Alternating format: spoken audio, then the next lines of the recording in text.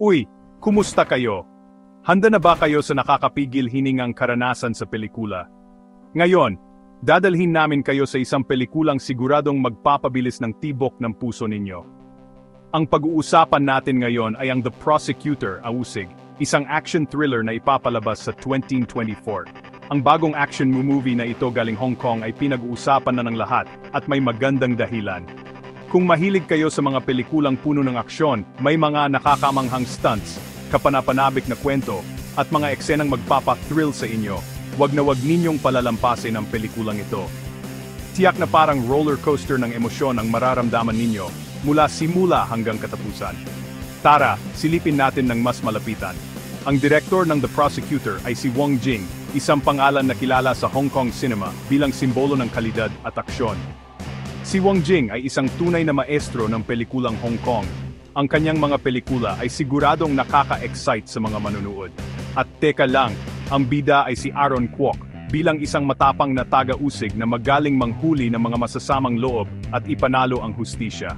Ang kanyang karakter ay hindi lang basta tagapagpatupad ng batas, kundi puno rin ng aksyon, determinasyon at walang humpay na paghahanap ng hustisya. Pero teka, huwag kayong mag-expect ng nakakabagot na courtroom drama. Hinding-hindi. Ang kwento ay nangyayari sa mga kalsada ng Hong Kong, ginagawang isang nakaka-excite na set ang buong lungsod.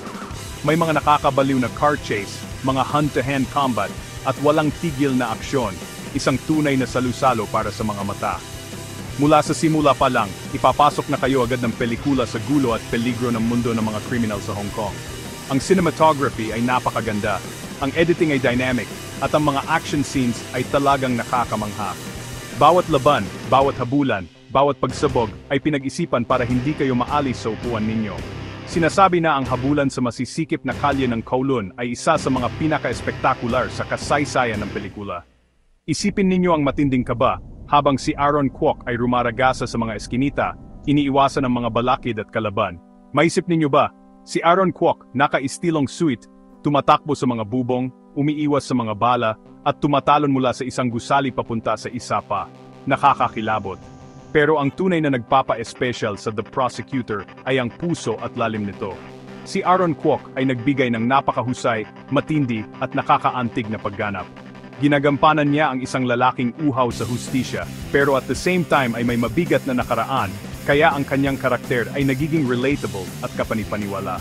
Ang kanyang mga pinagdadaanan ay nagbibigay ng dagdag na lalim sa kwento, kaya hindi lang ito basta typical na action movie. At siyempre, nandyan din si Zhang Zi bilang isang matapang na journalist na nagdadagdag pa ng panibagong antas ng complexity sa pelikula. Ang chemistry nila sa screen ay grabe, kaya mas nakaka-intriga ang kanilang relasyon. May koneksyon sila sa isa't isa, puno ng tension, tiwala, at siguro konting romance, na nagbibigay ng human touch sa nakaka-adrenalina na aksyon. Ang mga mas tahimik na moment na ito ay nagpapayaman sa pelikula ng emosyon, kaya mas nakakaengganyo ito. At ngayon, pag-usapan naman natin ang kontrabida.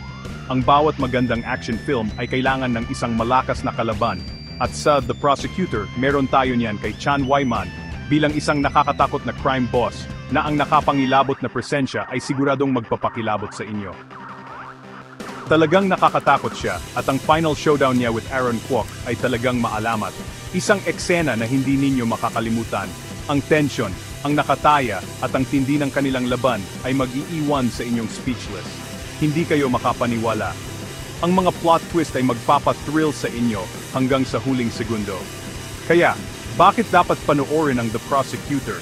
Dahil hindi lang ito basta action movie.